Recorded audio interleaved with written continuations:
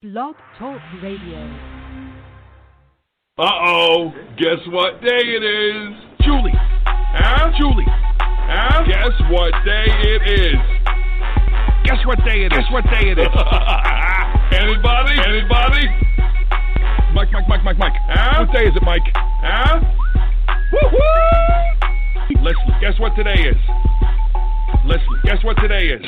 It's Hump Day. Hump Day! Woo-hoo! It's Hump Day. Hump Day! Woo-hoo!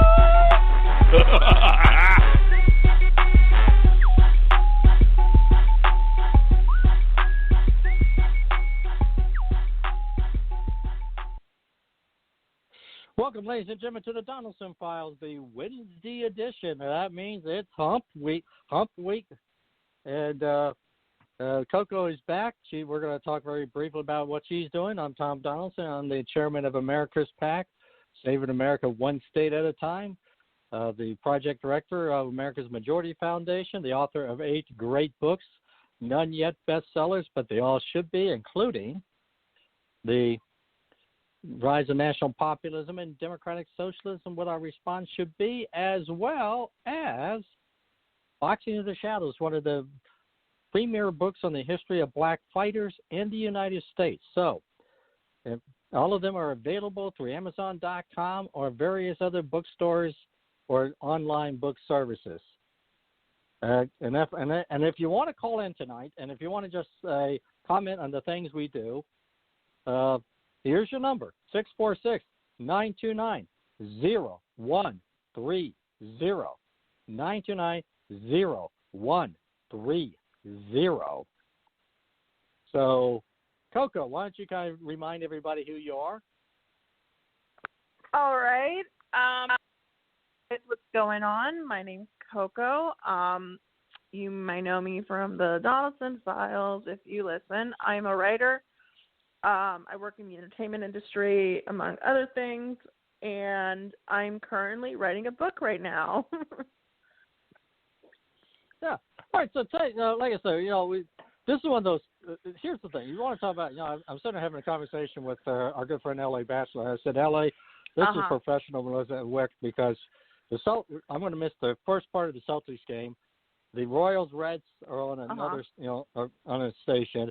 And of course, like LA does like the 76ers, I like the Celtics. So here we are working, but yet we're working, being professionals. We are giving up those little things in life that make us feel so much better.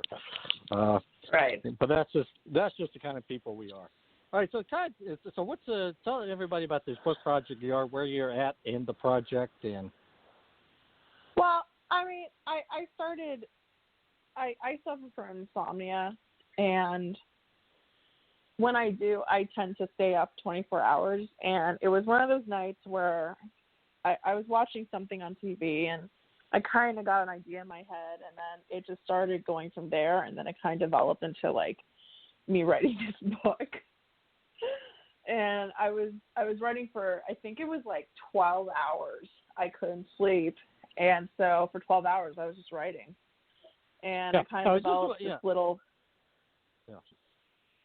So I just kind of developed this little story, and that's pretty much where I'm at. I actually am studying. I signed up for a writing course that I'm taking starting tomorrow.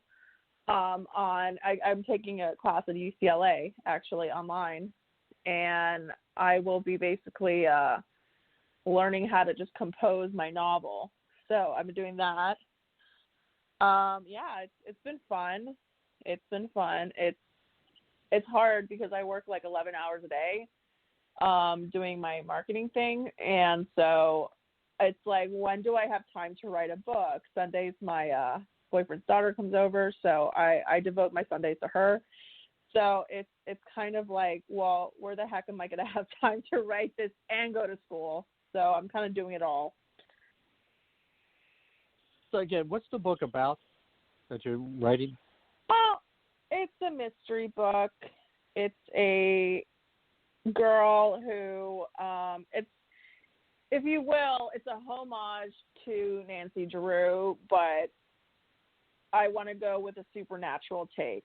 That's how I would describe it. It's like a supernatural Nancy Drew book for, young adults. Yeah. All right. Okay, cool. So I'm just kind of curious. Do you ever sit down and kind of, take things off your I guess your boyfriend's daughter? You sit back and say, hey, I'm writing this book, and, what do you think? Because she's that audience, correct? Right, but she's more into anime. I don't know if you even know what that is, Tom. Do you know what anime is? Yeah, it's cartoons, Japanese cartoon, right? Okay, good. Yes, very good. Yeah, she's into that. Actually, when she's over, we'll watch like 6 hours of anime, and I'm like, I don't understand it, but she's into it, so I'm like, cool. Well, I know. I swear to God, Tom. I actually, last weekend, Sunday when she came over, we were sitting down. We had just ordered sushi, and we were sitting down and opened Netflix, and she picked this really crazy anime Japanese cartoon, and I actually got kind of into it.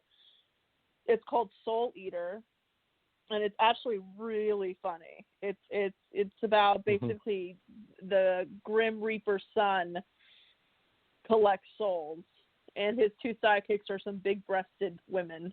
I swear to God, I was like, okay, that's cool. I imagine it's a little awkward, though, I feel, because, we're watching this with her dad, and it's like, oh, okay, these women have big breasts, and they're just, in your face. Okay. Yeah. And so how's it? So what's Dad thinking of all of this while the two of you are watching It's a cartoon. I mean, honestly, it's a cartoon. I've seen worse. This is a good point. I was asking somebody about this. I've become let me watch that video before it's okay for you to watch it age, and I've never felt old in my entire life until now. Mostly because I didn't have parental controls really. My parents didn't know how to use them. I mean, I was the type of person, I watched Caligula at age 10, so I'm the worst person to ask whether it's appropriate or not to let somebody watch this at a certain age. So that's why I asked somebody if we could watch Birds of Prey, and people were like, yeah, it's fine. I'm like, okay, cool. I'm the last person that should tell somebody what they can't watch, because I've watched so much worse at that age than most normal people, I guess. Okay, like I said, we're gonna, we'll get into the subject after the next. Because like I said, we're gonna start with gaming, because you've got some very interesting points. Yeah, I do. Dealing with stress. We'll talk about the Democratic Convention, because you made the statement to me, and I'm going to ask you more about this. You like the virtual versus the actual live event. I do. I love it. I love it. So we're going to talk. We're going to talk about the impact, the actual impact of that, and so on down the line. So we got a lot to talk about, and I'm also going to add. We do. We're also going to add now. Next Tuesday, I've got Ian Murray is scheduled to come on to talk about his book, The Socialist Temptation. Wednesday, Coco's going to lead Ladies' Night. I will probably be on the road. Business, we're going to have our usual collection of women talking about those things that women love to talk about. And as we all know. And men love to hear. And men love to hear, because because nothing here is tabooed on the Donelson files when it comes to Ladies' Night. Now, on September the 1st, Wilford Riley is working on a new study, and I'm very fascinated. I have to be, complete disclosure. I am basically, I'm helping to fund the project, so I'm fascinated to see what he has going. There may be some groundbreaking aspects that may be included.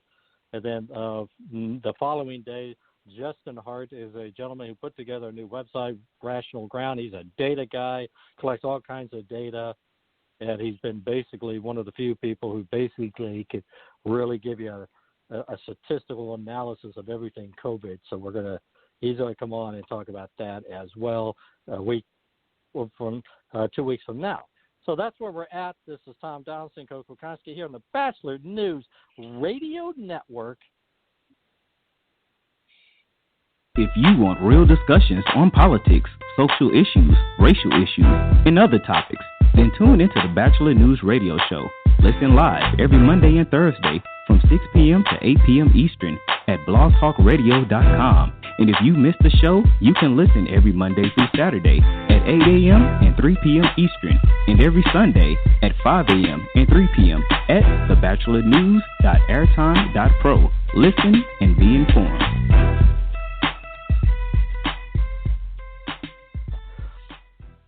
Bachelor News Radio Show, one of the great shows on the Bachelor News Radio Network.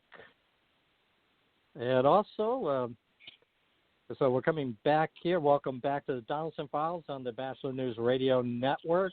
If you want to call in, it's 646. It's 929-0130. Then we repeat that, 646-929-0130. And call in. If you have any comments, questions, or if you just simply want to call in and say, Tom and Coco, you're two of the greatest podcasts I've ever heard. Oh, that too will be acceptable. That too will also be. In fact, that may even get you at the top of the list. Or maybe, I don't know. It's a hard list. It's a hard list, that's right. So, and also, you can. If you want to tweet us as well as we're watching this at Donelson Files on Twitter. And what is you got a new one now? No, I have a new one. What do you mean? I don't have a new one. Not Coco. Is it still Coco on the left? Yeah, it's Coco on the left. Oh, okay. Hold on, let me check. All right. Wait, hold on. You actually may be right, but I doubt you are. No, I'm still Coco on the left. You were wrong. Okay, you just simply I'm Coco on the left. Okay, you just simply changed your handle Coco for Biden and Harris. Okay. That's the name I went with because I wanted to piss as much conservatives as possible. So, I did it because, I wanted to be clear that I'm not an AOC fan and that I'm not a Bernie fan. So I guess I had to make that clear to some people. So I decided to do it. Yeah. All right. Okay, now let's talk about, You got in the conversation, you were telling me about gaming, so why don't you go ahead and give your investigative report. My investigative report is that I'm a huge nerd, Tom. I am a total nerd. I apologize for everybody that I used to bully during middle school because they were a tech geek. I have now turned into one of you people. So, the last couple of weeks, I've really been getting my gaming on. I feel like I got the PS4 and I started playing all these games. But, it's the PS4 in the living room. So, I want something that's kind of simple that I could basically just take wherever I go. If I go out to walk the dog or whatever, I always have this device with me. So I decided to get the Switch. I know it's a little late. It came out a couple years ago. But it's a really cool device. Now there's two versions, Switch Lite and the Switch. So I got the Switch Lite. So with the Switch, you can actually play from your TV. You can hook it up and you can play games and get controllers. So it's like a huge console system, basically. It's like two consoles in one. The Switch is not that, but like I said, I already have enough gaming consoles in my house where I don't need to have another one for the TV. So I was going to make the plunge, and I was going to grab it, and it had been sold out everywhere. And it makes sense if you think about it. With COVID going on, parents are probably losing their minds. And, kids are not really getting socialized, so all their friends have these devices. So that's one of the main reasons why it's been getting sold out so much. I went on bestbuy.com and I clicked find a store, which basically tells you wherever you live, there's going to be a bunch of Best Buys near you. And none of them within a 300-mile span carried the game. And I was like, are you kidding me? I was like, I'm not driving over 500 miles to pick up a Nintendo. I'm not that crazy. But I actually went on overstock.com, and they actually have bundles, which is really cool. So the one that I got I got like the blue Switch with like a Mario Kart bundle. So I paid extra obviously for that. I don't know, I paid like $3.79 for that. And I can totally see why gaming is now taking off. Like, I mean, it already took off, like, don't get me wrong, but I feel especially now with people in quarantine, it's like it's just skyrocketing. Like, it basically, this is basically what's happening with the Switch. It's acting like it was when it got first released. When it first got released, like during Christmas, like back I think it was like 2017. You could not find one anywhere, and that's pretty much what's going on right now because of COVID. You know, there are people who are wanting. I mean, I looked on eBay, and somebody was selling it for like $700. So I mean, there's your answer. Yeah. Well, let me ask you this question. I mean, what games are you actually playing? I mean, I know there was one day you had like Zombie. It was like virtual. I'm glad you asked that. Oh, and that's different. That's the Oculus. Now, the Oculus is a virtual reality system. That's completely separate to the Switch. It's completely different. Completely different. The Oculus is basically you put over your head. It's a virtual reality system. Okay, all right. So you put it over your head. You have a nice, clean space, and then you do your whatever virtual reality games you're into. So that's completely different. The games on the Switch, like, I mean, it's Nintendo. So whatever Nintendo makes, like, they sell it for the Switch. Like, I got Mario Kart. I got Mario Party. I got some really weird demon game called Hollowville or something. I don't know. Yeah. So, yeah. I'm kind of a loser. No, I love gaming. I think it's really good for, you know, stimulation, like your mind and like a lot, especially those racing car games, because I don't drive. Yeah. So in like real life, like I would probably kill 1 million people. So it's a good thing I just have that on the games. I don't have to drive in real life. Yeah. Well, yeah. Well, actually, you have a job. It's basically you work for you. It's Coco Incorporated. Yeah. So, yeah. Well, speaking of which, you know, Uber is done. Uber and Lyft, they're dead. Well, they're not coming back. No, well, that's what happens when you decide to interfere with the marketplace with Rule 8b-5. No. Also with COVID, like no one's gonna, you know, well, no, go actually, in some but the stranger's car. but the real reason is AB5. Because they went from being contract workers to they are now going to be employees. Yeah, well, a lot of people want to be hold on. A lot of people want to be independent contractors. They want to be independent. Yeah. And so they weren't treating them as independent contractors, and that was the problem. And I totally agree. Well, I'm going to put it this way. Once you take the option out, and because here's the thing, if you look, I mean, I'm just kind of curious how far, because I know you could almost, I mean, because I know a lot of people in Hollywood who are contractors out, would almost qualify for this. So it's going to be interesting to see how far they go with this. No, I think, quite frankly, this was enough, because at this particular point in time in California. It's just crazy to me because it's out of all the things during COVID, I was kind of expecting it. I didn't expect it this fast, but you know, who honestly is going to get in a freaking Uber when, you know, there's COVID? You don't know the person. First of all, you don't know the person driving. Second of all, you don't know how many people have been in their passenger seat, no matter how many times you clean. And I want to say this too. I was so freaked out yesterday, Tom. I went to go pick up a package, and the FedEx guy did not have a mask on, and there was another guy with the FedEx that came like literally 20 minutes later, and he didn't have a mask on either. That freaked me out. I'm sorry. If you're delivering, wear a mask. It's not that hard, especially if you're delivering packages to people. Yeah. Well, I'm going to put it is that, I would say, in the case of AB5, I'm going to say this will be a mistake because, to answer the question this way, I did use Uber when I was in Reno. It was because my daughter said, I'm not getting up at 4 a.m. to take you to the airport. So, but I'll set you up with an Uber or Lyft. And I tell you, I don't feel any less safe doing that than, let's say, if I was walking into a restaurant, or let's say anybody would use public transportation in New York on the subway. So, and if you keep it like, clean, I'm sorry, I wouldn't even go on the subway. I'm sorry. Like, I'd rather just stay home. Like, I don't want to. I mean, let me tell you, I was so freaked out by that encounter yesterday, Tom. Like, I literally gave myself a headache.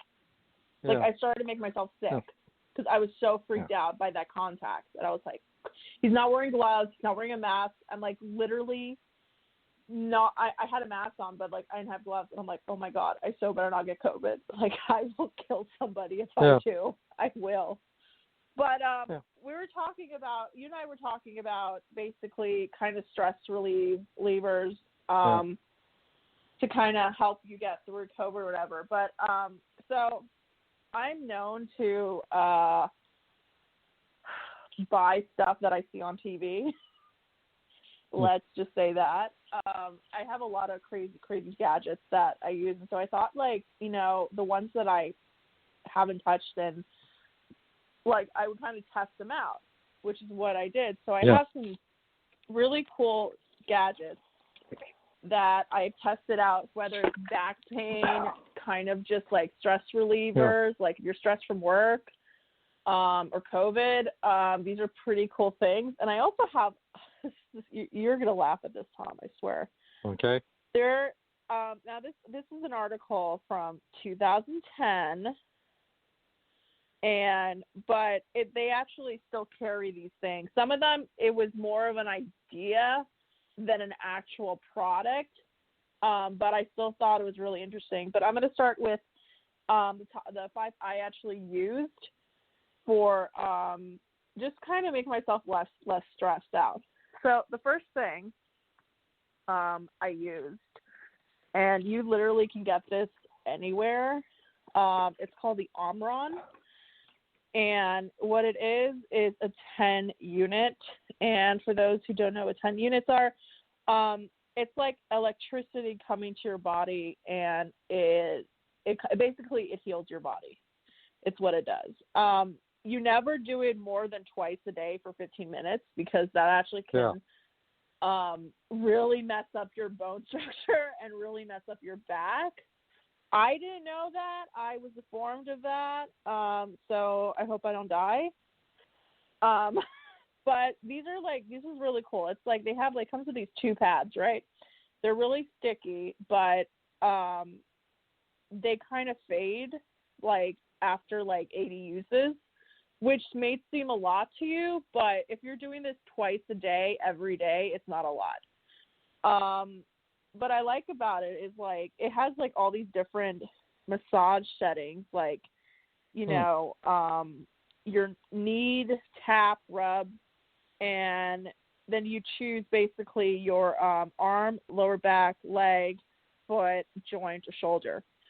So I will say I love this. The reason I love it is if you are like you, Tom, you exercise a lot. You swim, you do Pilates, right? I do, exactly. So this is made for people who work out, like strength works, and basically to, like, so their body goes into recovery. It helps them recover faster. So if you use this a lot, basically you can get more workouts in, so your body doesn't fully collapse. That's what it's from. It's not that expensive. It was like $60 from Best Buy, and I don't know, it's pretty cool. They also have one. I don't have this one yet because I actually heard about horrible reviews on it. I haven't tested it out, but they have one that has the Heat 10 unit, so you'll feel like a heat sensation. I don't know if that's something you want to feel. I suppose it'd be kind of like a hot massage. Sore, I mean, if you're sore, I mean, having like something like a heat, something hot on your, let's say, the sore part of your body. Right, and that's always good. But I have a chiropractor, and he always told me if you're having back pain, do not use heat. Yeah. Do not use heat for, like, if you have, like, muscle spasms, the heat is, like, the absolute worst thing you can do to your body. Yeah. Yeah. So well, I was always because I can remember as an athlete, if you had like a sprained ankle, they would always recommend ice first, like the first 24 hours. Yeah. Do ice, you have not to do ice heat. and then you can heat. Yeah. Yeah. Yeah. It's good advice. So. Trust me. It helps me in the long run, especially being a runner. Yeah. But yeah, So. I mean, I thought it was a pretty cool. Yeah. I thought it was a pretty cool gadget. Let me ask you. I mean, you know what you remind me of? You ever remember? I don't know if you're old enough, or if you ever came across the cartoon Bloom Country. No, what is that? Oh, okay. It was very similar to Doonesbury. It was like a political, and basically they had this character, a penguin named Opus. And one of the things Opus would do. I remind you of a penguin. No. What you remind me, because you say you watch, you love to, when you see something on TV, you want to give it a shot. Well, Opus, that was his thing. He would literally watch something on TV and then order about 30 of them. He would just go nuts. I ordered 30 of them because I'm not psychotic. Is that, yeah. Well, he was somewhat psychotic, but I tell you what, you ever did, it was one of the great comics out there, Bloom Country. If they can ever just kind of see if they online and just look at it and see if you can find it online. It is, like I say, it was around for a few years. Then eventually the guy got tired of it. Then decided to quit. And I guess he did what he wanted to do and quit and moved on. But no, it was in many ways I thought it was funnier than Doonesbury. And he had these characters like Bill the Cat. This cat that was just kind of nuts. In fact, he had Bill the Cat would end up dating Jean Kirkpatrick, and the guy said this is like the 80s and the 90s. So it was. So he would have all these satire things like Bill the Cat. He would have a character like Steve Dallas, who was your typical male chauvinist pig. And then of course Opus, and then he had these school kids. And then they would have this teacher of all the school kids. And the school kids were like the center. It was kind of like a South Park before South Park, where the kids made up, how the what kids year were was the this? kind of. It was like the 80s. It would be in the 80s. Because, like I say, it was like during, 1980s. I honestly have never heard of that. It's one of the great classics. If you ever, like I say, go back and I always thought one of the funniest things I ever did is they're getting a band for the school, for the school dance, right? And they're sitting there looking at these bands and they're looking and say, "Hey, look, it's the Rolling Stones. Who are the Rolling Stones?" This is like these kids are like, "I know the Rolling Stones." And God, they're a bunch of old schmoes. and the teacher's going nuts. She's like, the Rolling Stones, and they're like deciding, "Yeah, we want this group, the Rolling Stones. Who are they?" It was. Oh my hilarious. God. But I'm not that crazy. I wouldn't do some stuff. But so I have other stuff to talk about. Another thing is, I don't know about you, but are you into like planting and gardening at all? I'm not. My wife is. My kids are. So in fact, my oldest, when she lived with us, was always planting tomatoes and growing tomatoes. And are you afraid that you'll kill it? Are you afraid that you'll kill it? Actually, no. It's more of a case of, I just never got around to doing it or finding the time to do it or having to water the plants. It's more of a time thing. Right. And so we got plants. I found this really cool thing. I actually ordered it. So when I hold on to that thought right there. This is Tom Donelson, right. Constant, here on the Bachelor News Radio Network.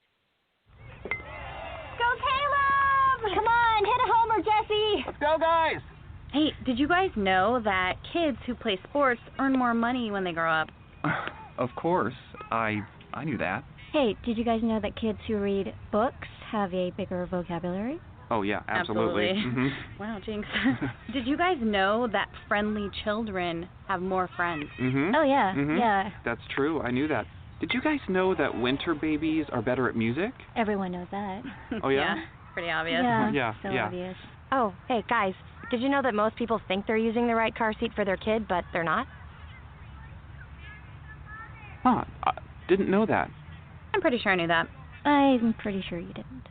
Parents who really know it all know for sure that their child is in the right car seat at the right age and size. Visit safercar.gov/the-right-seat to make sure your child is protected. Brought to you by the National Highway Traffic Safety Administration and the Ad Council.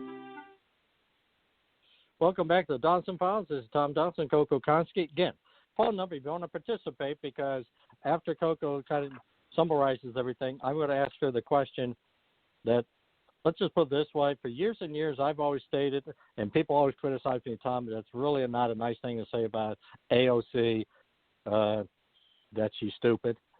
But last night I thought she I don't think she's stupid. I don't think she's stupid. I just think she panders to the wrong people.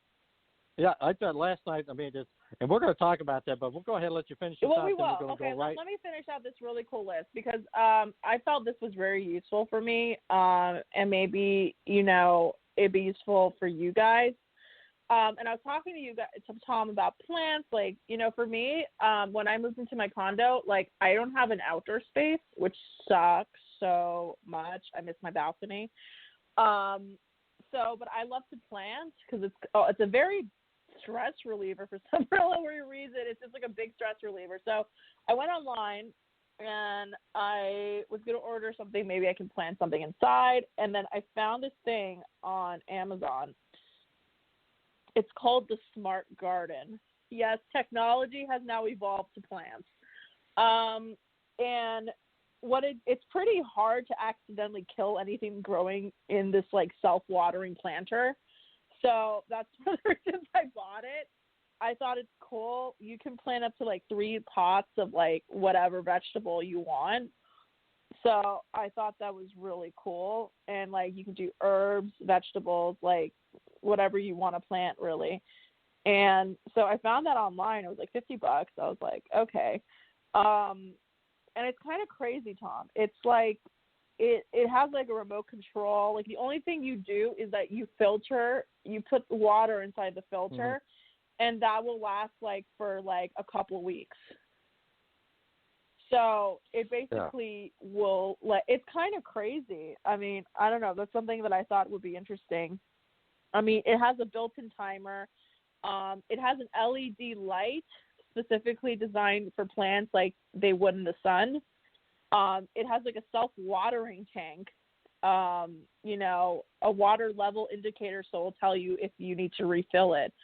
So I thought for $50, that wasn't too bad, especially for people who love to plant, but they don't have the space to. I thought this was a really, really awesome idea. I don't know if that's something you would get, Tom, for maybe one of your kids, but I thought it was a really, really cool thing for somebody who wants to plant but does not have the space for it.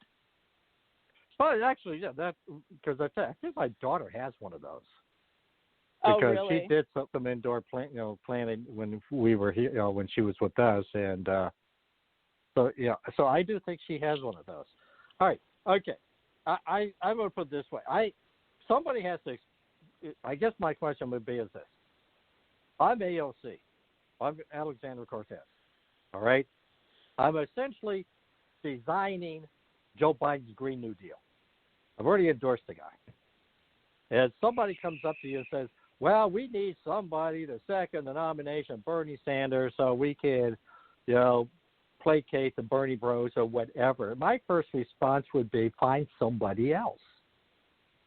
Well, I mean, that was my response, too. That was my response, too. And it's funny that you said that. That's a lot of the Democrats' response. And this is what the Democrats are really saying, especially those who are for Kamala, like me. It's basically, why if even if it's protocol, like it is, okay, whatever, she's a huge Bernie supporter, and so that's pretty established in itself. But why did it have to be her? I mean, it was kind of To me, I felt she was like kind of sandbagging Biden with that remark. Like, you should have seen me. When I heard it, I was like, holy shit. I was like, what is going on? I mean, like, literally my jaw dropped. I was like, you have got to be kidding me with this. Like, seriously. So, I mean, the thing that blew my mind, though, was Bernie. The night before, the very night before, you know, he had endorsed Biden. So, you know, for her to come out and like a 2-second sentence, not like, you know, saying, well, we endorse Bernie Sanders. It's just like, come on. I will tell you, though, I really enjoyed the roll call. I've actually never seen that. I mean, is that normal in like the DNC or the RNC or whatever conventions? You always I have loved a roll call. Yeah, I mean, I know, and I loved it. I loved it. Yeah. I absolutely loved it. This year they did it virtual. I mean, everybody did their own state thing, and it was and so this is what's different about, because obviously nobody's there in Milwaukee doing this. You know, I mean, there's nobody really on site. So, but yeah, they do the roll call. Both parties always do a roll call, which brings me to the other point with Bernie. It's like, you know, there's a point somewhere where Bernie should have said, okay, by acclamation, we support Joe Biden. And if I'm not mistaken, Hillary did that in 2008. So you know, there's this aspect of this whole thing was, in a way, kind of I mean, first of all, why, you know, he's already endorsed Joe Biden, so why go through the nomination process? I mean, I'm not sure that this is going to satisfy a Bernie bro anymore than, you know, having AOC up there saying, I endorse Bernie. I got so much hate. I got so much hate on the yesterday when I heard it, because I went on this like huge Twitter rant or whatever, and it was really like, just like, why? Like, to me, you know, if she's pissing a hell of a lot of women in the Democratic Party by doing that. I'm just going to say that right now. You know, if you know about, you know, Alexandra Cortez, but not Lauren Underwood, and Cherie DeVries, who won as progressive from the straight in red states, you know, plus, you know, actually passed laws that were not the same political spectrum, because, you know, you're about sensationalism politics and not getting stuff done politics, you know, and it's not even good sensationalism, you know, she was, you know, I mean, it just, to me, like, I think of her as someone who basically caught a lucky break, and who, for me, she doesn't represent the Democratic Party. Like, she does not. And there's so many other women like me who feel that way. Well, I mean, you know, especially women of color feel that way right now about Alexandra Cortez and the whole Biden situation. Well, let me throw it back in this one, because here's the thing: you can say she doesn't represent. She doesn't. But 90% of what Joe Biden is going to be running on, and that's fine, because I agree with Joe Biden. Okay, and that's fine. You know, that's fine. Well, I'm actually for the Green Deal. I'm fine with that. Yeah. What I'm not fine with is, you know, you're at the Democratic Party, okay? You're at the DNC, where it's like one of the most important election of most people's lives, and you choose to basically nominate someone that you know can't win. Like, to me, that was just a distraction. I'm sorry, I'm going to say it. That was a distraction. Yeah. I really, truly believe that. Yeah. Well, I mean, like I said, because, okay, we'll go. Yeah, I don't want to get it and start on the Green New Deal because we're going to get ready. We're bouncing up here on some great programming on the Bachelor News Radio Network. So what we're going to do is take the quick break right now. This is Tom Donelson, Coco Konski on the Donelson Files on the Bachelor News Radio Network. This is Dr. Larry Pitoa, host of the Dr. Larry Show on the Bachelor News Radio Network, inviting you to listen live every Wednesday evening from 7 to 8 p.m. Eastern Time at blogtalkradio.com, and the podcast every Monday through Saturday at 11 a.m. Eastern Time at thebatchelornews.airtime.pro. I am called the philosopher of current events, an independent, open-minded conservative with my own ideas. If you are interested in advertising or having your own show, email us at labachelor40@gmail.com. Also, Locker Talk with Barry Bonds, Barry, where you can hear about the NFL stars of tomorrow. Today, listen to Barry every Friday at 9 a.m. Eastern Standard Time at blogtalkradio.com/LA-Bachelor. And the podcast every day from 2 p.m. to 3 p.m. Eastern Standard Times with back-to-back episode on thebatchelornews.airtime.pro. Interested in having your own show or advertising? Email us at labachelor40@gmail.com. Listen and stay informed. All right. First of all, see, here's the problem with the Green New Deal. It is a socialist idea. It's essential. I'm not done talking about Alexandria Cortez, though. Like, I mean, you can't switch from like one thing to another when I'm done. I mean, the Green Deal is what the Green Deal is. You know, not Greendale, Green Deal. I'm thinking of community. But you know what? You know, if we're gonna talk DNC and what's going on, you know, when she nominated Bernie, I was like, didn't Bernie just speak and support Biden last time? I mean, and this is like her 1 minute shot, and she's whining about Bernie Sanders losing. You know? Yeah, but see, he lost. But he lost. I know, but see, I guess my point would be is this: she was asked to do it, from what I understand, and you know, she was asked to do. No, and I understand that too. I understand. Hold on. That's what she said, because like a lot of people started attacking her, and she just like, well, I was asked to do this. It's like, okay, you could have said no. I mean, you could have. They could have been someone else. Yeah, well, that's exactly my point. That's the reason why that was exactly my point. Because my view is very simple. I said, go find somebody else. And if they can't find somebody else and you can't get someone to second the nomination, there's no nomination. It's, Robert Rules of Order. Well, by the way, anybody want to comment on this? 646-929-0130. 646-929-0130. Or you can go on Twitter go on the left or at Donelson Files, and we'll even read your comments or question on the air. So you can do that right now while we still have, right now. All right. Well, I'm with you in the sense that this was one of those political moves that a political pro doesn't do. I mean, in my view, it's just like one of those things where you just simply say, hey, I ain't doing this. Go find somebody else. I mean, she didn't have to do it. And she certainly has enough pull within the Democratic Party to go tell Tom Perez, where to get off. I mean, she's not an insignificant figure in the Democratic Party at this moment. No. So I mean, she had every option to do that. And I'll go back to the Green New Deal. Why it goes back to, she's the person running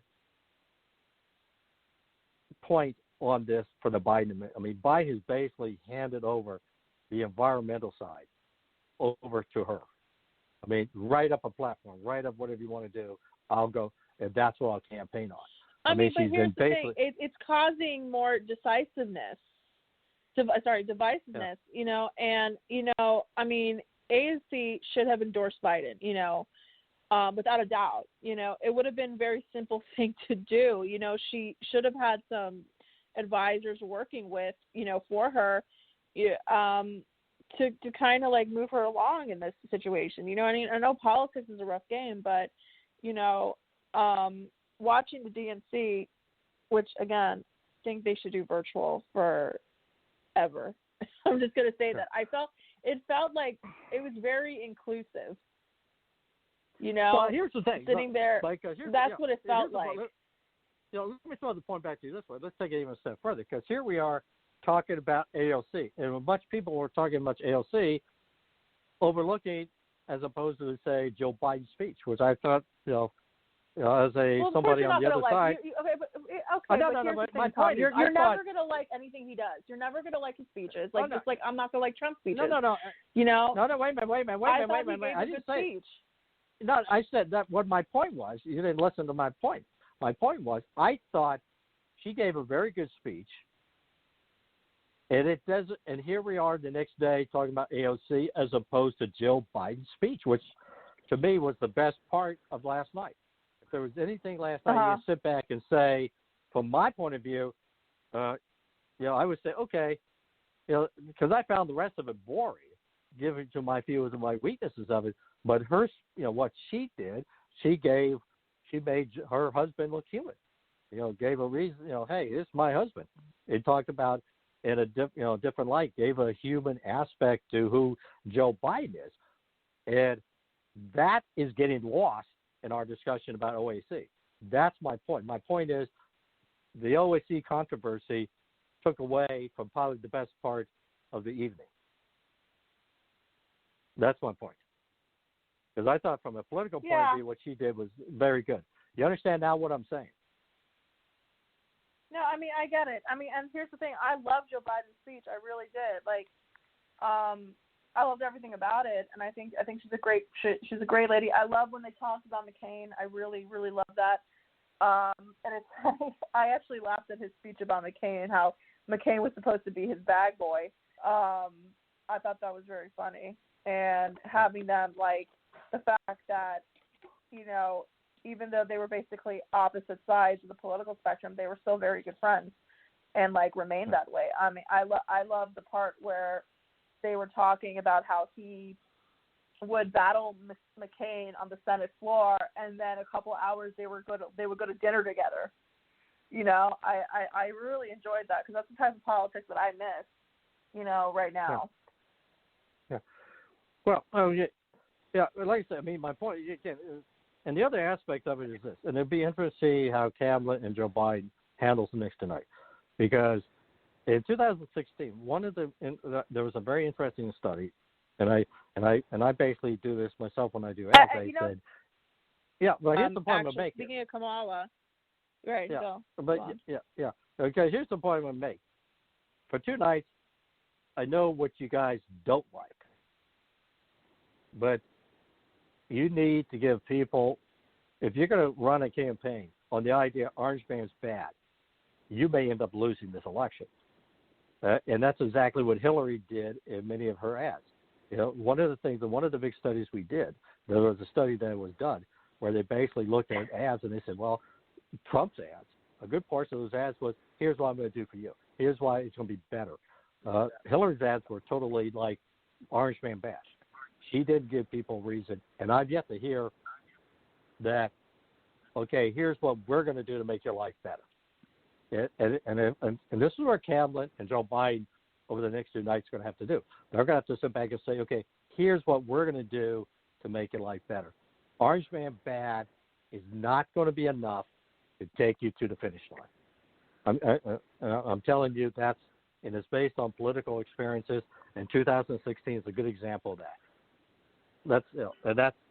And I guess my question would be these are things that Kamala and Biden, Harris and Biden have to do over the next 2 nights. Give people a reason to vote for us as opposed to Orange Man bad. Your thoughts? Really quickly, I want to say that I love the relationship between Kamala and her stepdaughter. She married, their father when they were teenagers. And you can tell if you go on if you search for Kamala Harris's husband's kids, you see that all the way back to 2015 or 16 where, they're all hanging out with her and they seem to have a really good connection. And that is extremely hard. I will tell you, not most step parents don't have the best relationships with their kids. And to me, it's just something that I really admire about her. in fact, her stepdaughter is going to be announcing her endorsement. I think it's going to be either today or tomorrow, and she's going to be introduced by her stepdaughter, which I think is really cool. So, I mean, to me, that's what tells me a person is a good person. Is if I mean, you can have kids or whatever, but like if you're involved with someone who already had teenagers and you can get along and you guys are like a really close family, like to me that says a lot about a person. Yeah. Well, like I say, it'll be interesting to see what they have to say tonight, tomorrow night, because like I said, the first two nights, and it goes back to the virtual. I mean, you seem to like the virtual. I'm looking at the ratings. Nobody seems to be downward compared to other years. I know, and I have to be honest with you. I've not been overly impressed with, except with spots, with what I've seen on the overly, on this virtual side. I just have not been that overly impressed from the production side. Because you know what, I feel like she's a good person. I really do. I mean, I know people who have worked with her and they love her as a boss. I don't have a problem. Like if it was Warren, I'd probably be like, no, I don't know. Speaking of someone. Speaking of Warren. I have to say, I mean, this is like one of those things. I thought this was an Onion satire, where you have Elizabeth Warren appearing at a Native American caucus event at the Democratic National Convention. Well, I mean, here's the thing, like, who cares about Warren anymore? Like, nobody cares about her. Right now it's Kamala. No one, cares. Yeah. I'm sorry, but I don't care. I mean, she could do what she wants. Like, Yeah, I know, but I mean, it does. But I mean, the woman basically spent 30-some decades lying about her Native American heritage. And then you see this. I mean, my first thought was, this is, is this for real? Is it like a satire or what? And it's not. I mean, again, this is the kind of thing that when you're at a convention, you try to avoid these kinds of things, whether embarrassing or funny. It's the same thing AOC. To me, that's the thing you don't do at convention, create fake false controversies over something that should never have happened to begin with. These are things you just don't have to happen to begin with. And if you're talking about these things, it takes away from what it is you hope to accomplish. I don't care about Warren. I honestly don't. I'm sorry. She doesn't. She's Warren. I don't. Well, let me ask you. Okay, let me put it this way. My view is I've not been overly impressed with the virtual aspects of this convention. I loved it. You know why I loved it, Tom? Can I tell you why I loved it? I felt like I was part of it. That's what I loved it. Like, if it was just a regular on stage with thousands of people, like, you wouldn't feel, I feel, as much of a connection as I did personally watching in virtual, because you got to see everybody's reaction. You got to see everybody chiming in. And so with everything from the roll call to, hearing people talk about Joe Biden, and I just felt really included. That's the feeling I got. Yeah. Well, I guess, my point would be, because here's the thing. You look at the ratings. The ratings are not what they were in 2006. Usually conventions are at least designed to show off and give you a little bit of a bump and be that shining light, okay, this is why, we're going to do for you.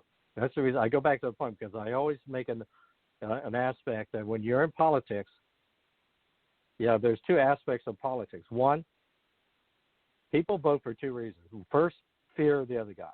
You take the fear out, then two things happen. They either vote for your guy or they stay home. But what they don't do, and you get that. The other aspect is, what are you going to do for me? What is their hope? I mean, and sometimes you get that campaign like a Reagan in 80, Obama in 2008, hope and change. Can I also say something? I've never seen Republicans in a DNC convention. That's sort of cool. It was like,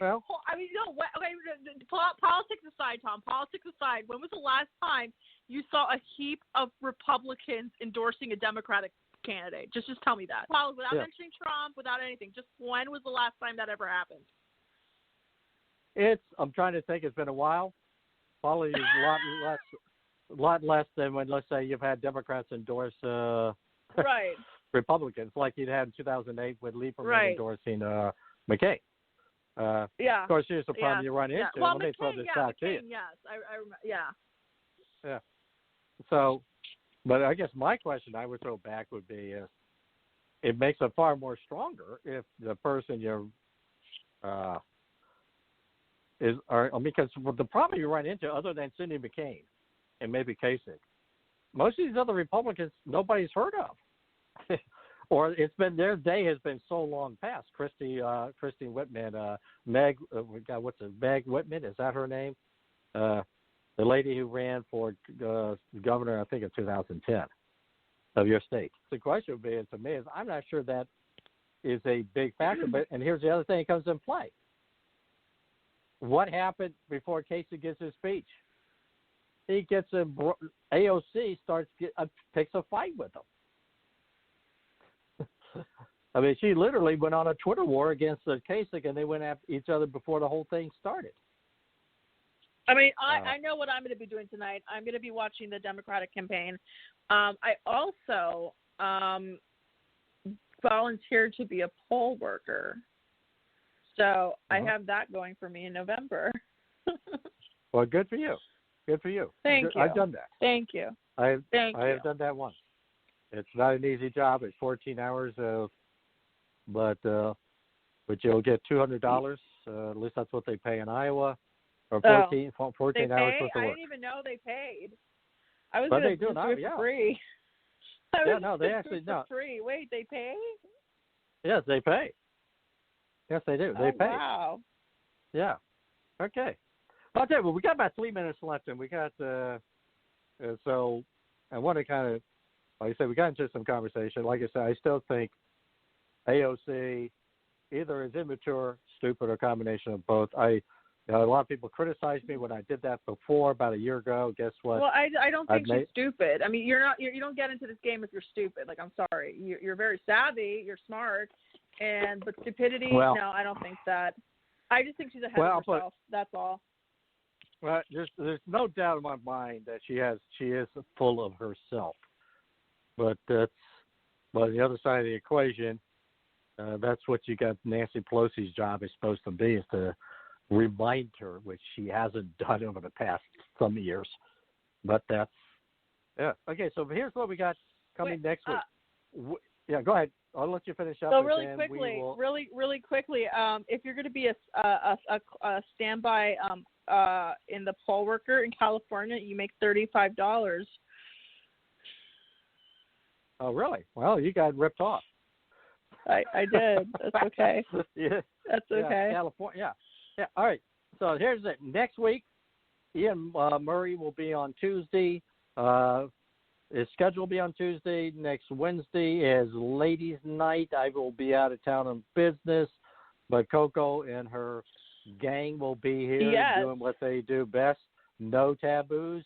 So the following week, Wilford Riley will be joining us with a possible ground-breaking research he will be discussed, and then Justin Hart will be joining us on the September the 2nd.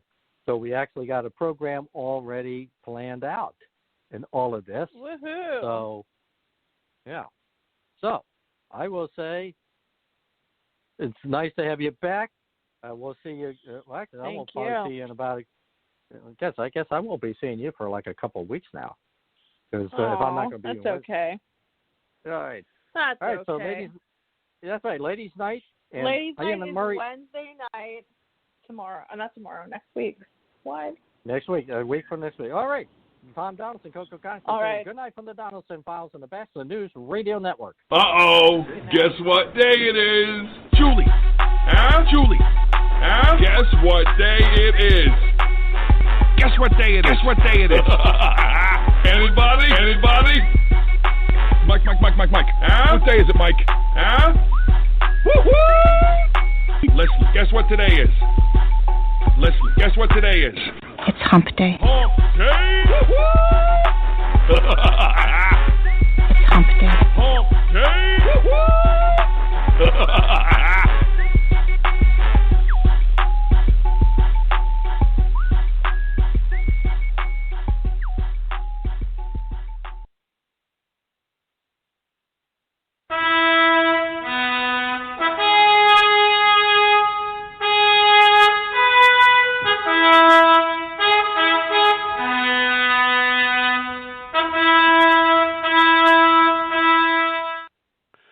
When you hear that trumpet, you know it's the Dr. Larry Show on the Bachelor News Radio Network. I'm Dr. Larry Fedewa, and I'm your host for the next hour. And tonight we're going to start with asking what about this treaty between the Israelis and the United Arab Emirates, and could it signal a new era in the Middle East? President Trump last Thursday announced the first Middle Eastern treaty in 26 years between Israel and an Arab country. Israel and the United Arab Emirates, with UAE, will establish full diplomatic relations between the two countries. The heart of the agreement is the UAE recognition of Israeli sovereignty in exchange for Israel's postponing its intention to annex the Israeli settlements on the West Bank. The treaty is being hailed as a major step toward peace in the Middle East. Now, most of us do not know enough about the situation to understand the importance of this step, so let's take a quick look. From President Trump's first trip abroad, which was to Saudi Arabia in 2017, and ever since, one of his first priorities in foreign policy has been to promote peace in the Middle East, which has caused the United States so much blood and treasure in the past several years. The underlying motivation for the USA involvement since the 1920s has been protection of America's oil supply, the greatest source of which has been the Middle East, specifically since the fall of Iran in 1978, Saudi Arabia. One of the greatest imperatives, therefore, has been to reduce America's dependence on foreign oil. Luckily, the development of new technology for the venerable practice of fracking has made that goal achievable, and the encouragement of the new administration has assisted the industry to realize America's independence from importing foreign oil, a major milestone in Middle Eastern policy. The full effect of this abundance, however, has been delayed by the lack of available refinery capacity due to the very onerous restrictions imposed by the previous Congresses aimed at protecting the environment. Nevertheless, the USA now occupies a much stronger position than previously in its Middle Eastern negotiations. The other major factor of Middle Eastern policy since 1948 has been the U.S. relationship with Israel, particularly the hostility with which Israel has been viewed by its Arab neighbors. Egypt, the largest Arab neighbor of Israel, made peace with Israel in 1978. That treaty was brokered by President Jimmy Carter after President Richard Nixon saved the Israelis from defeat in the Yom Kippur War of 1973. However, there has only been one additional breakthrough since then, as the Palestinians grew more and more influential after having been adopted by Iran. This treaty was followed by a succession. This treaty between these two nations has followed a succession of moves by the Trump administration over the past 3 years, after President Obama alienated the Muslim neighbors of Israel by his extraordinary treatment of Iran, which is the leader now of the Shia Muslim countries in the age-old feud between the two branches of Islam. The open enmity of the Iranian leadership toward all the allies of the United States, particularly against its Sunni neighbors, has been growing, as Iran has committed more and more resources to its terrorist activities. Understandably, the Obama Pact has therefore become ever more odious to our Sunni allies, so in order to show them good faith, Trump repudiated that agreement, which, by the way, was never ratified by the United States Senate. Next, he moved the U.S. Embassy from Tel Aviv to Jerusalem, implementing a promise made by several predecessors but never executed. He then formed the Sunni-Israeli Coalition, which unofficially coordinates the anti-Iran activities of its members, who are Israel, Bahrain, Saudi Arabia, United Arab Emirates, and Oman. The establishment of this group is an astonishing development, given the fierce anti-Israeli posture of Arabs in the past. It also engages the leader of the Sunni opposition, Saudi Arabia, with Israel in a way which was inconceivable only a few years ago. Now comes the treaty with the UAE. Because of its strategic position at the mouth of the Persian Gulf and the beginning of the Gulf of Oman, as well as its vast oil reserves, the UAE is very influential as a trendsetter among the Sunni countries. It also has a very vulnerable coastline across the narrowest stretch of the Persian Gulf water between its shores and the coast of Iran. Another consideration which can be imputed to the UAE government is that its economy and its citizens tend to be aggressive, prosperous, and progressive. The increased familiarity with Israel is bound to be reflected in an increased exposure to the United States, which bodes well for one of the historically most active trading centers in the Gulf, if not the entire Arab world.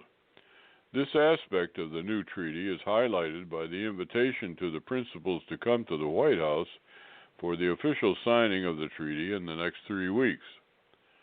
In summary, this treaty joins similar treaties between Israel and two other Arab countries, Egypt and Jordan, which was signed in 1984, as a significant step toward the President's goal of creating a more peaceful Middle East, where the USA's interests can be trade and commerce instead of war and violence. However, this development and the trend of the Sunni nations to band together with the United States does also have a military implication. For one thing, it puts Iran, a traditional enemy of Iran, but it puts Iraq, which is a traditional enemy of Iran, but one where Iranian influence has been rapidly increasing, right in the crosshairs of the territorial distance between Iraq's eastern border with Iran and its western border with Saudi Arabia. In spite of all the sacrifices Americans have made to win the freedom of the Iraqi people, the ascendancy of Iran's influence makes its future posture toward the USA highly problematical. Be that as it may, UAE's joining the American side of this rivalry must be comforting to them. And this, of course, is due to the Trump revival of America's military capabilities. Seeking protection from a country which could not defeat a ragtag force of Afghan rebels in 19 years would not be attractive without this buildup. Only a double-edged initiative of diplomacy and might will win new friends. And finally, there is China. The UAE is one of China's major suppliers of energy. Accordingly, China has been taking a notable interest in the UAE and all of the Gulf states.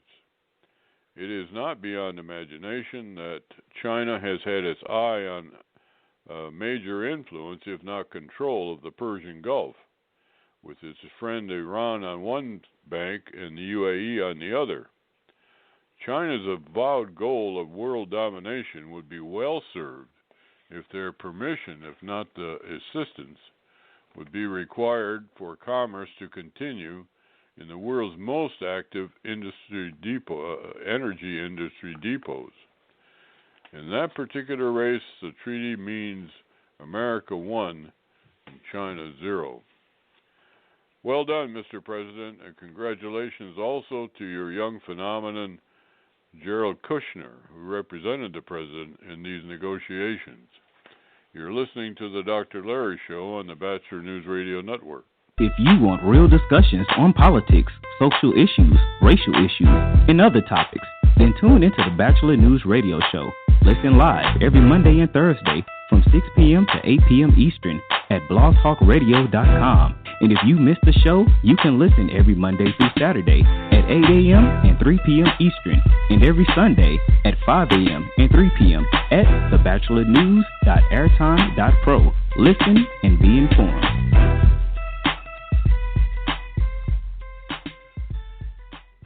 Welcome back to the Dr. Larry Show, which is also the home of the Donelson Files with Tom Donelson and Coco Konski.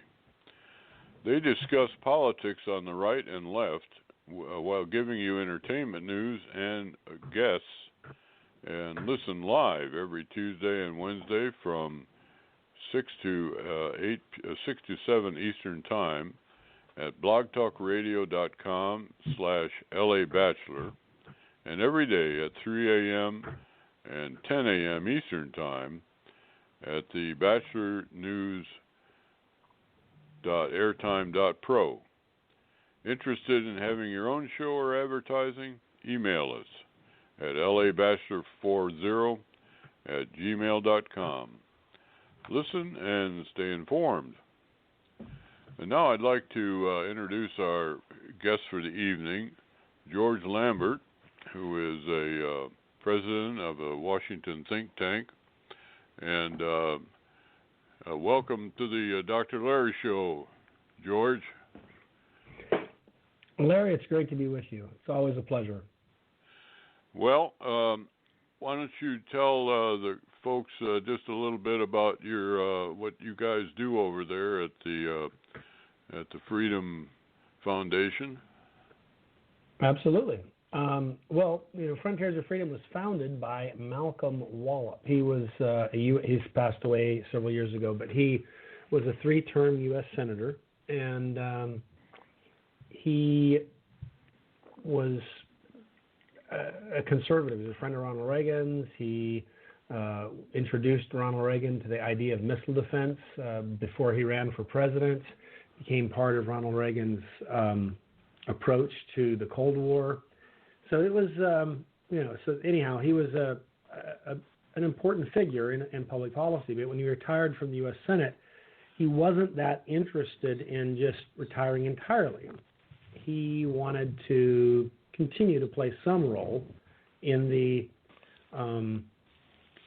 in public policy. So he started an organization called Frontiers of Freedom, which is a think tank, and so that's kind of the area we operate in, and it's whether it's national security or defense policy or energy policy or just even deregulatory tax policy. It's all kinds of that kind of stuff. But it's something I've done for a while now, and I have to say I'm really glad that one day Senator Walt called me up on the phone and said, "Hey, can we have a conversation?"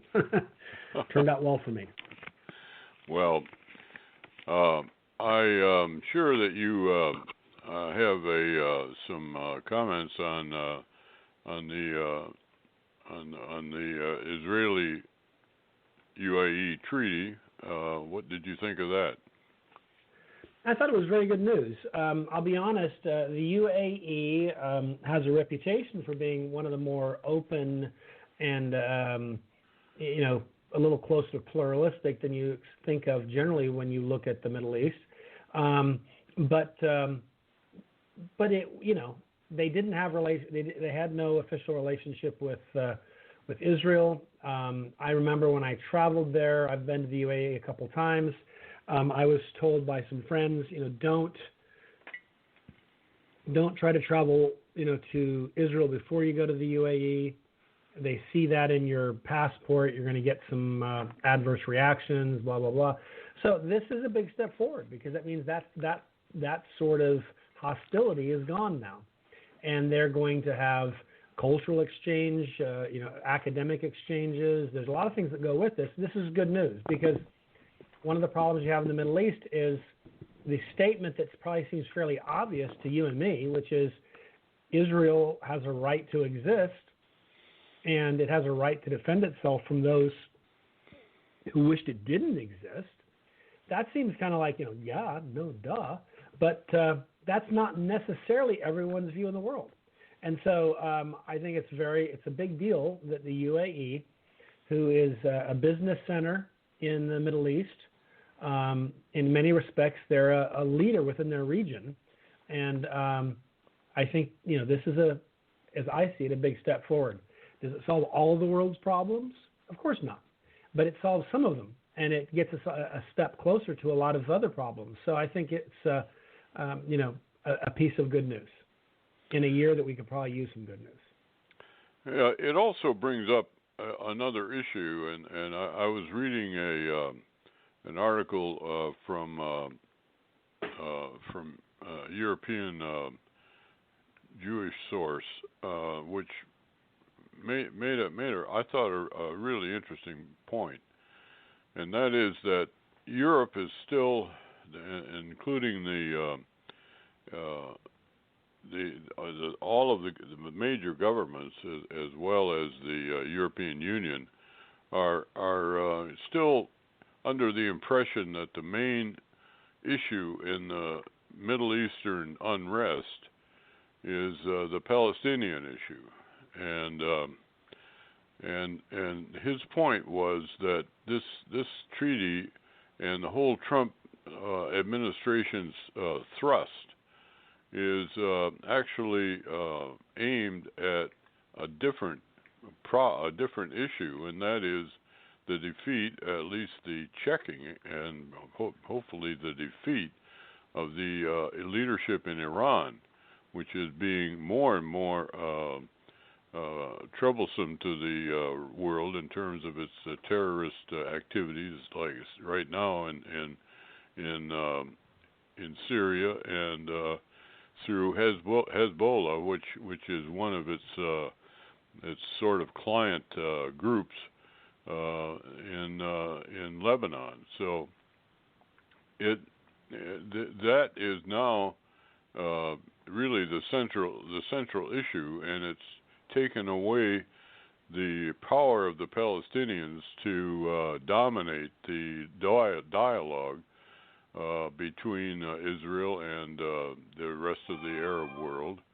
And the other factor, and he didn't make as much of a point out of this, but the other factor is that the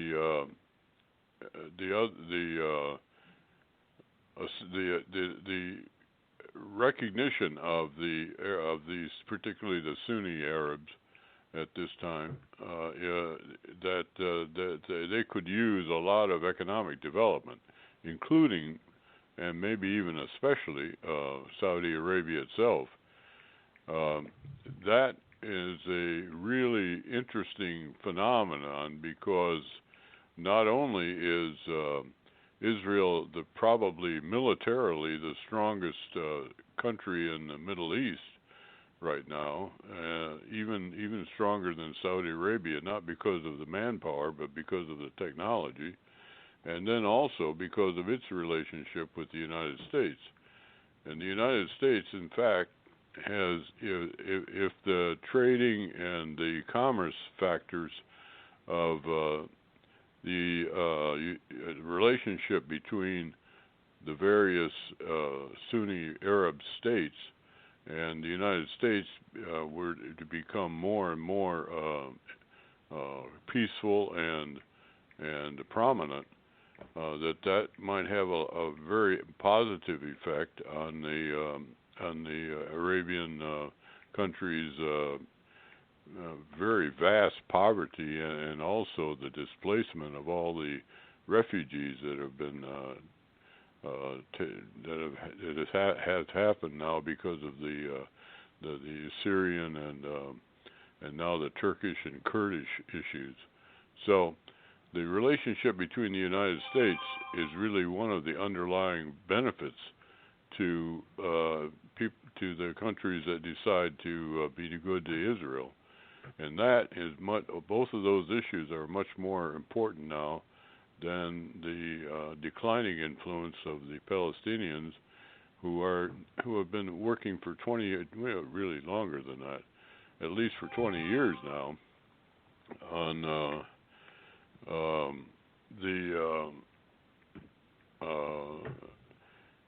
who have been working on this whole issue that they want to destroy Israel, and that's the only way that they're going to get their land back.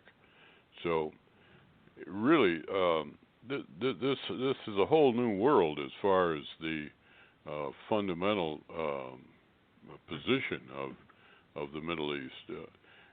And another factor, of course, is that once as things start firming up, this whole issue of Afghanistan is getting more and more. I mean, Trump wants to get out of Afghanistan, and frankly, after 19 years, we ought to be seriously trying to do that. And if that happens, then we are going to depend really upon that alliance to maintain maintain Iran as kind of a get limitations and draw serious boundaries as to what they can do and what they can't do. So anyway, that those are a couple of other points that really are extremely significant. And one of the reasons that I took on this subject for this program is that I think in these times we're hearing such outlandish and really fictional charges against the Trump administration for being stupid and disorganized and so on. It's useful to point out how sophisticated and how far-sighted his policy in the Middle East has been, and this treaty really highlights that. So that brings us to the next topic. First of all, I ought to give you a chance to comment on all that. Well, I would just say I agree. I think one of the problems when the peace process was focused solely on the Palestinian Authority, they got to a point where they didn't see a lot of value in actually having a peace result. As I see it, I saw them as becoming against peace and pretending to be for peace, but they saw this as an issue that they could benefit from. And so as a result, it didn't really matter what the Israelis offered them or not. It just wasn't going to happen because, during the Obama years, they spent so much time leaning all over the Israelis and making it clear that everything was on them. The Palestinians were like, okay, well, great. Let's, and so this, I think, is smart to have the peace process be from people who are on the outside who actually care about peace and don't have a vested interest in there being a continuing quagmire. And so I agree with you entirely that some people could say, oh, it's not really that big a deal. And I would just say, well, in the Middle East, this is a big deal. This might not be a big deal if it was an agreement between the U.S. and, say, Canada, or, be like, yeah, we don't have a problem there. But this is a big deal. Yeah, and also the fact that Europe is really, behind the eight ball on their policies. It seems like one of the factors may very well be the anti-Semitism that's still very very widespread in one degree or another in the various European countries. You're right about that. You just wonder if that doesn't have a lot to do with their reluctance to get anything started. Well, we'll take a break here, and You're listening to the Dr. Larry Show on the Bachelor News Radio Network.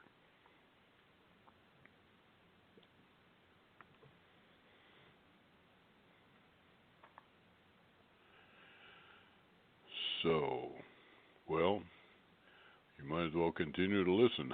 I thought we were going to get a break, but I guess we don't. So, the next topic then, which I saw as indirectly related to this topic, which is the Democrat case against the Trump administration. I don't know. I presume you've been watching some of the Democrat so-called convention. I don't know exactly. I don't know exactly what to call it anymore. It's not certainly not a convention in the traditional sense, but right. You know, it seems it's like been interesting. it seemed like an alternative reality. I mean, they're talking about Trump as an autocrat, and I mean, how could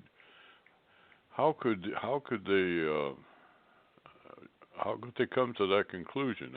I mean, it was Obama that talked about as long as he has the what do you say, the pen and the telephone, he was gonna continue to do what he thought was best, and that's basically what Trump is doing, and that seems to be I think Bush was doing the same thing.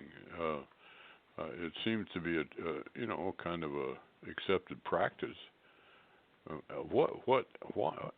And then of all people, they want to call him a socialist, an autocrat.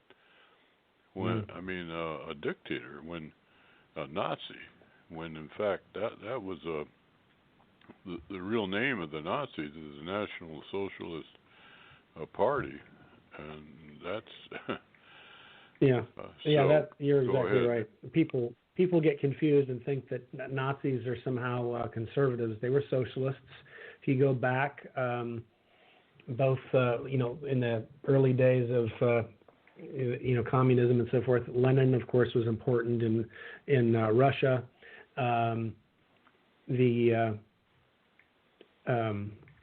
Mussolini was important in Italy, and Mussolini was a socialist, and he was good friends with Lenin.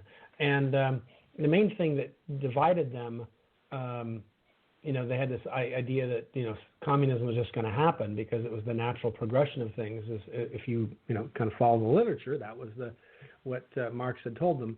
The people who became fascists, they weren't the opposite of communists. They were actually interested in communism. They just wanted to give it a little push because they weren't sure it was happening fast enough. And so they felt like they needed to be a little more militant and a little more aggressive, and so they became that. But they, there's a reason why these guys all call themselves socialists. So I find it very funny that now, a generation or two later, half the world thinks that, Nazis are conservatives. Like, okay, sure, that makes a lot of sense. It's just, in fact, it's just ignorant. Yeah, it is ignorance because really the touchstone of the Nazi contribution to European history was the murder of 6 million Jews, and right. Certainly it has been nothing like that even talked about. I mean, it's just. Well, the other thing about that is that's not remotely close to even conservative. Conservatives believe in less government and more freedom. So I'm trying to figure out how killing 6 million Jews in concentration camps advances any of those causes. That's a statist government. That's what it takes to do that kind of mass murder. You have to have very big government, and that's what you get with socialism and communism. So I always find this argument kind of like mind-numbingly silly when they try to tell you, oh no, they were it's like whatever. Yeah, sure. You can look and see who their friends were. They corresponded with each other. They were card-carrying young at the time socialists. And then, Mr. Mussolini was in charge of publications in his circles in Italy. He wasn't yet obviously the dictator of Italy yet, but he got there, and he never renounced his socialism. Well, really the key when we say socialist, I think most people don't really, all they think of is trying to get government benefits, and really that's just the facade of socialism, because socialism really says, first of all, it's very idealistic. It takes the idea that if all people are equally powerful, and that is to say that they don't have much individual power, that all of the power really in the community rests in the government. Well, in the United States, that's the federal government, and so what that really means, as it did in Russia, that they have the idea that the federal government is really responsible for everything, and therefore all activities and all attempts to regulate life must come from the central government, and forget about the states and the communities the way we have it in the United States. But the fundamental issue there is that idealism that somehow or other people are good. It's like maybe against the Christian idea of original sin, that they don't really believe that evil is going to raise its head in a properly beneficial society. When of course what always happens, and has happened every time that philosophy has been undertaken in a particular country, is that the bad guys really don't. They see that as weakness, so they start trying to scare people and really murder people that are opposed to their ascendancy to power, so that eventually all of the socialist governments that are really socialist end up in dictatorships. And they're very cruel and very it's like the Chinese and the Russians, which are the largest examples of it. And that is really what we're seeing in all of this urban violence that we have now. We're seeing that the bad guys are taking over the whole peaceful protest movement, which is actually part of the American birthright to provide all kinds of opportunities for people to express themselves, even if they're protesting various government or other activities. So this whole thing, I think, is based upon a fundamentally erroneous and very dangerous concept of human beings. There is evil in the world, and it has to be contained. And the only thing that the only way that we're going to guard our population against evil people is by some kind of law and order, and that in turn depends upon having good guys stand forward. And right now, that's getting harder and harder for people to really do, because of all of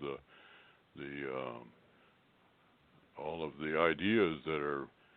Every time somebody tries to run for anything, they start, and the Trump thing is the greatest example of this. if they can't find anything that's really wrong, they go and make things up, and then they promulgate it, and everybody starts to believe it. So it's just a very, very dangerous situation, as I see it. Oh, well, I agree. I mean, sometimes people ask, why don't we have, more good people running for office? And the answer is, well, come on, you got to be kidding me. Look at how we treat them. And we make villains of them if we don't like their position. They don't have to actually be villains. We'll just make them a villain anyhow. And it's just kind of, I don't know, I just find it kind of odd that this is the world we live in, and then we complain about, the quality of the people we have. But bottom line is, you can kind of, when it's interesting, for example, in the Democratic convention, virtual convention, Michelle Obama, gave a speech, and she got high marks. Everyone in the Met press loved it. But I couldn't help but notice there are a number of things in her speech that were simply false. That if Donald Trump had said them, the press would have made a point before he even finished his speech of telling us each instance in which she had provided false information. And my assumption is she knows better, therefore that would make it a lie. But it's hard for me to imagine she's actually uninformed, but maybe so. Anyhow, bottom line is, not a peep about any of that. It's okay. She can talk about President Trump locking up children in cages, when in fact the pictures we were shown were pictures taken when her husband was president, said cages were created and built when her husband was president, but not a word of that, And I kind of scratched my head. Or even Mrs. Biden telling us what a uniter Joe Biden is. He's going to help us heal the country, and he's going to unite us. I'm like, okay, so the man who told a crowd of black voters that Mitt Romney was going to put you all back in chains, he's the uniter? That's the guy that's going to get us all back together again and heal and unite us? Or the guy that tells voters, again, black voters, if you don't vote for me, you're not black? It's just like, how do these people keep a straight face when they say these things? And how does the press not bother to point these things out? And,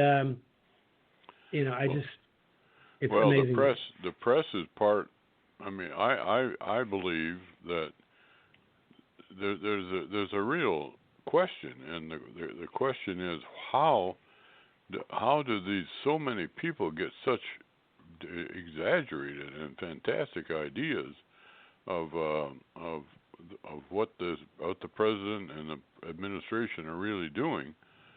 And the answer is because of the press, because most people get their information about what's going on from radio or television, and to some extent the and printed social press. Media now too. And social media but social media, they're not the sources. They pick up the sources, right. They promulgate it, and that whole phenomenon is just it's really insidious. It's really evil. Mm-hmm. Agreed. It's very frustrating to watch all of this because I used to actually think it kind of harsh when President Trump referred to the press as the enemy of the people, but I'm actually coming around to the point where I think he's right. And what I mean, I don't mean every single member, but to the extent there are people who work to misinform them, not just leave them uninformed, but affirmatively mislead them, and many of them do that, they're unhelpful because our founders believed that in order to have a safe, responsible democratic republic where the people were sovereign, they had to be informed, and they entrusted that function to the press, and hence we have the First Amendment with free speech. And the idea was, in theory, that they would, be the sunlight that requires there to be, you hold politicians accountable. And the press has made it repeatedly clear they will, if you want accountable government, you better vote for Republican because the press will not hold a Democrat accountable. They simply will not. They've made that clear through 8 years of Barack Obama, that they refuse to hold him accountable for the things that he did and said. But if you're a Republican, they'll hold you accountable for things your predecessor did and said. So if you want accountable government, you better vote for Republicans. They hold you accountable for things you didn't even do. Right. I mean, yeah. they're and things making, your predecessor did and said. They're making things up. Right. So we're at break time. We'll try again. This is the Dr. Larry Show on the Bachelor News Radio Network.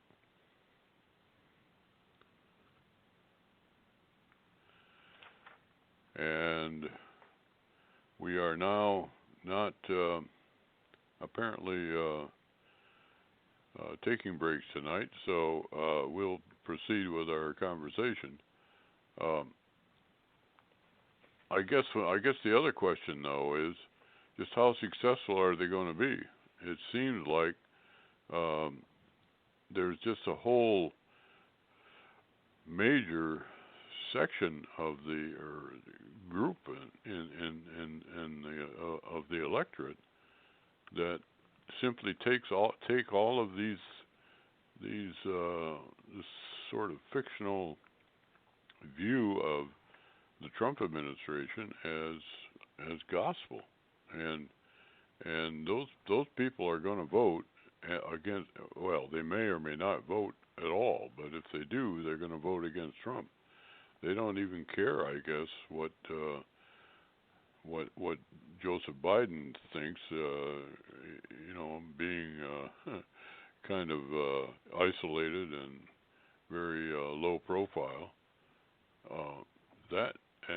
Now we're starting to see even the rather biased polls are starting to close the gap between the two candidates. But right.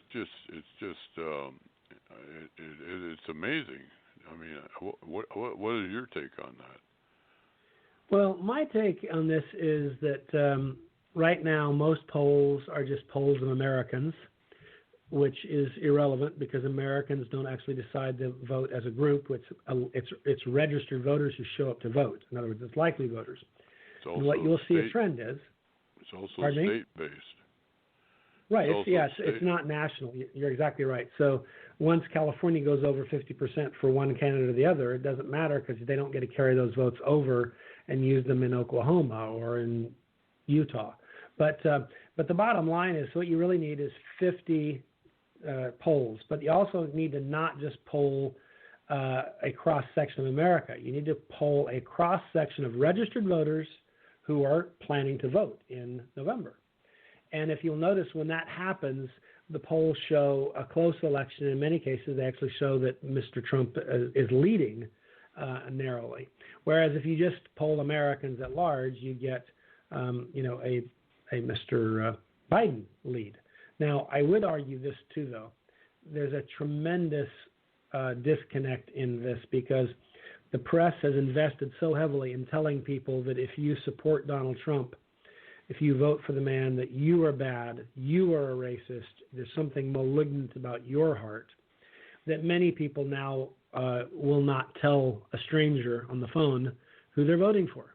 They don't want the trouble. Just like I'm not. So it's the reason why he was slated to lose in 2016 and didn't. It's because it's the same reason for Brexit. The leading argument in Great Britain against Brexit was you were a xenophobe, you were a bad person if you wanted Brexit. The good people wanted to stay in the EU. And so guess what? People stopped telling pollsters where they stood on the issue. And guess what? The polls were wrong. And guess what? Brexit won. Well, I thought, exit from the European Union, yeah. Right. Well, but I think that the vitriol and the accusations of against Trump personally and also against his administration are much more consistent and much more really. I mean, if you listen to Nancy Pelosi, and you would think that the entire administration is insane. In fact, not only are they insane, but also the Republican Senate is it's just absolutely evil and insane, and frankly, they're not intelligent. They're not paying attention. They're corrupt. I mean, every fault and every shortcoming you could think of is being attributed to them by her, and every day. Right. And yet, you know, her group. If you want to start talking factually, you could. What's coming out more and more is that the Obama administration may have been perhaps the most corrupt presidency certainly since the 1920s and maybe ever, because of the weaponization of the IRS, the intelligence community, the foreign policy community, and then of course ultimately they tried to get rid of a duly elected president with false information and false and yet there's so many people believe in all this stuff. It's really amazing. Yeah, it is very interesting. I mean, I can very quickly figure out which of my friends is well informed and which of them aren't particularly well informed by asking them a few simple questions. And you know, it's very funny when example was one you can ask me, weren't you upset when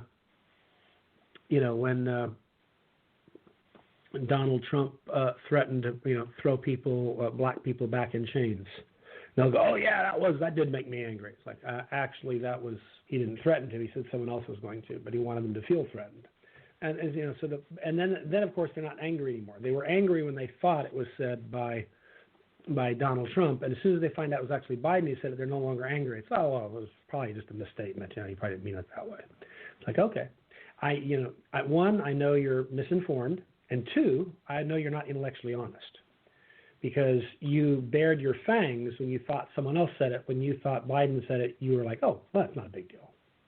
And there's a lot of that going on, and that's not good for our country, for us to be that disconnected from fact and that disconnected from reason. And disconnected from history. Yep. I mean, there seems to be no interest in becoming educated about the true history of the United States. It's just and then for example, another example is this absolute conviction of many honest people that Trump is a racist, and the evidence for that, it just in my understanding, just doesn't exist. In fact, he's been very he has a whole history of hiring all kinds of people, being very colorblind, very progressive as far as women executives and so on.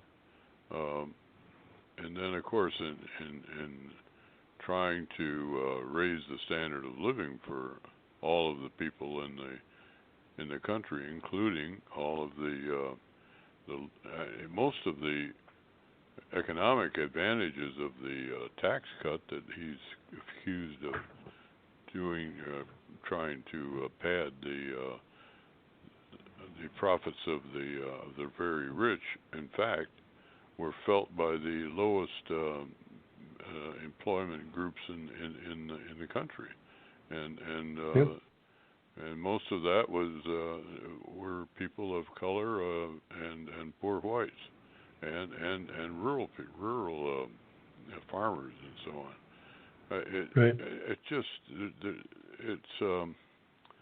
And then of course the evidence that they try to put forth mostly is just made up. They say he's been trying to kill people that he doesn't want people of other races to come in the immigration. Well, the immigration problem is nothing to do with racism. It has to do with economics and civil society.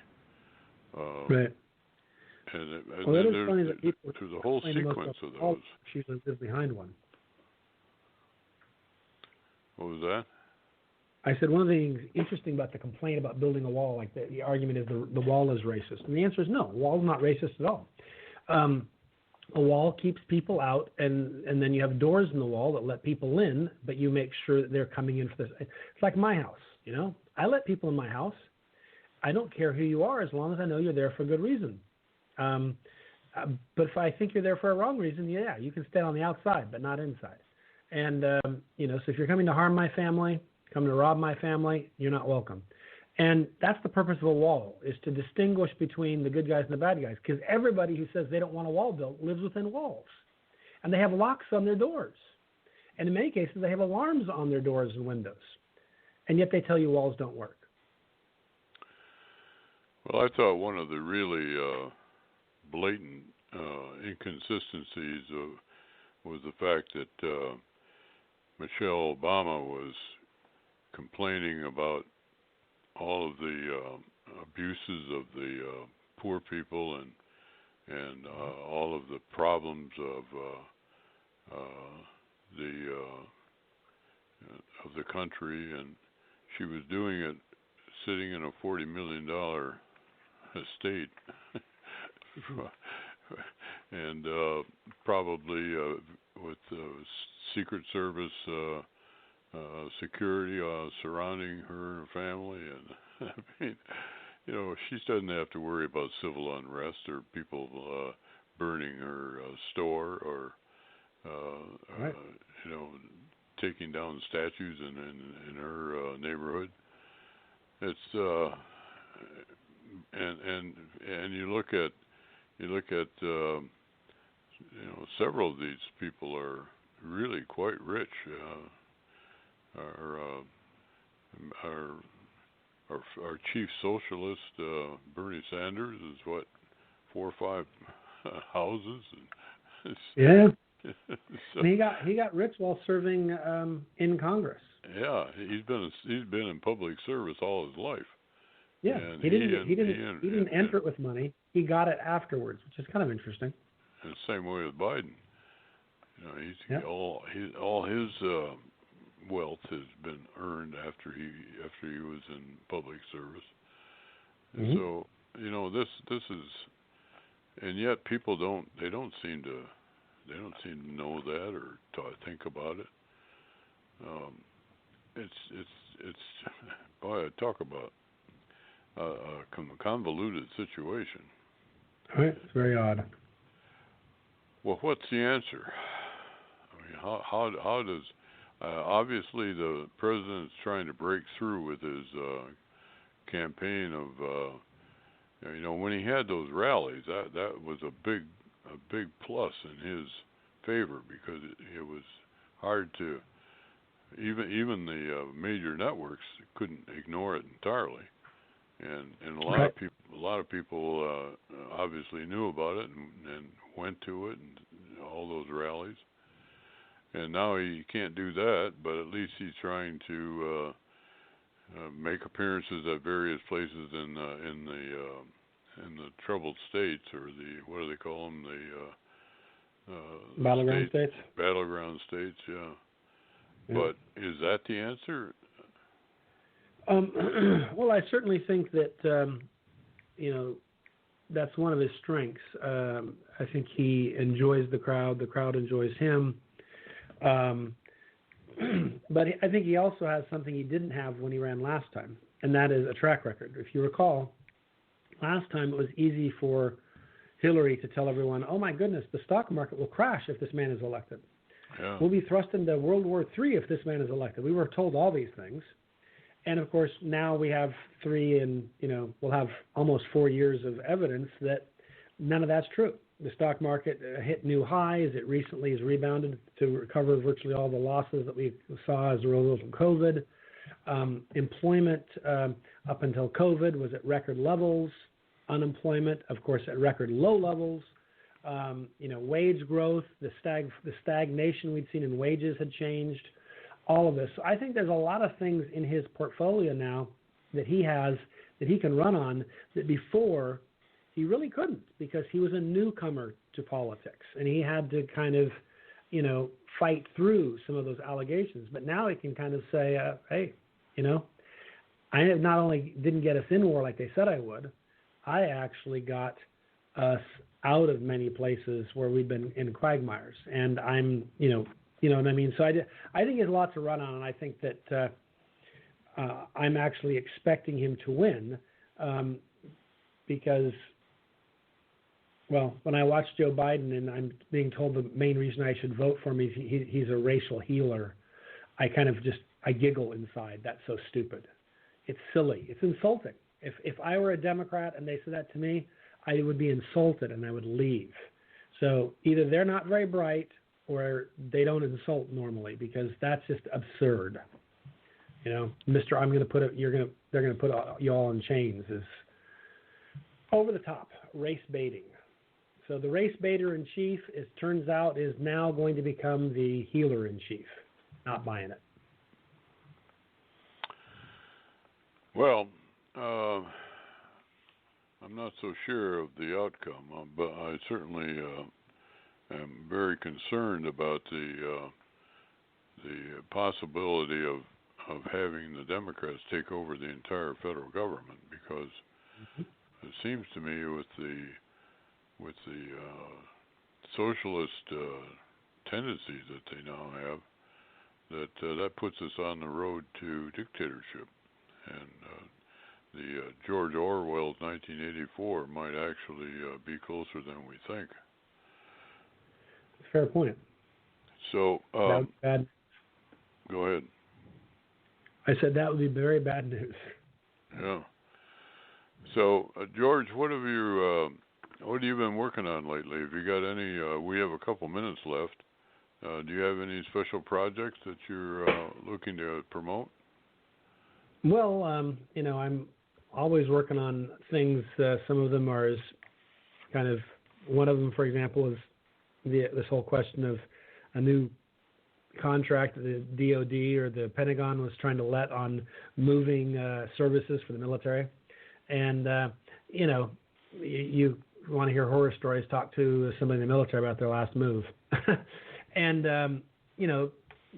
the government did kind of what the government sadly too often does, is they, went with a non-low bid provider who on the face of it isn't likely to be able to improve things or do things better, and those that look like they could. So it's that, sometimes it's something that, if you will, granular. Other times it's more, broad stroke, talking about the importance of, missile defense and what we need to do for the next phase of that, so that we're always one step ahead of our enemies. But right now I'm concerned about socialism. We're seeing it, being proposed as the answer to all our problems, and it's actually going to be the source of all of our problems, not the answer. So it's a lot of what I'm working on right now, is just ways to maintain a system of freedom and opportunity, and not a system where the government's in charge of every detail of our lives, running our businesses, running our families, etc. Well, I think that the deep state actually still exists, and that the bureaucracy in the federal government particularly is still very resistant to the revolution that Trump represents and is actually implementing. The whole idea, for example, of reducing regulations on various